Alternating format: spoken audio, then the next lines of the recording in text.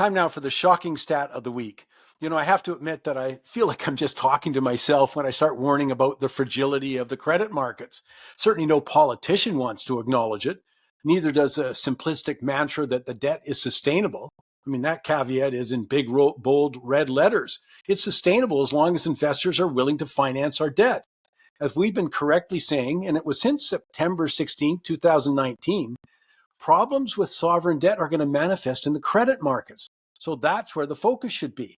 Now, if you're a regular listener, I appreciate that I've been talking about this since that time in September 2019, when the overnight lending market froze up. Nobody wanted to lend. And in order to attract investors, interest rates went up about 500%.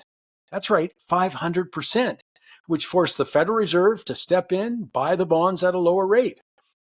So since that time, by the way, we've seen the same kind of central bank action in the US many times, in Europe and the UK.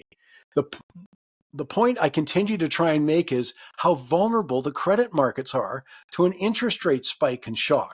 And you should at least prepare, or at least understand that risk, which brings me to the shocking stat of the week. Again, it's barely rated a mention, if any.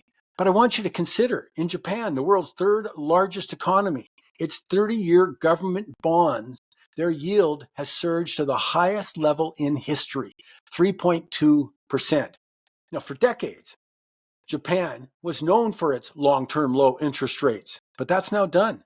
Now they're dealing with high inflation, shifting policy outlook, a whopping 260% debt to GDP ratio. I mean, this week, Japan's Prime Minister, Shiba, called the situation worse than Greece.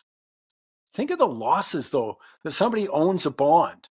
And you got to keep in mind, if they had bought it just a few years ago, like say 2016, the yield on that 30-year bond was 0.15%. It's 21 times higher now, 3.2%. The losses on the books are huge. What if you were renewing some sort of bond at that level? You're getting killed. And one aspect that could cause huge waves in the currency and interest rate market is that Japan is the largest foreign holder of US debt. They got about $1.1 trillion.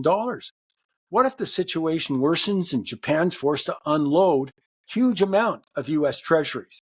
Well, my gosh, that would put US interest rates higher, the US dollar lower, and the big threat would be some sort of contagion if it forced others to to offload their own US treasuries. I mean, obviously, we're going to keep a close eye on this, but it's one of those things, come on, their interest rates went up 20 times, 21 times from the mid-teens to right now.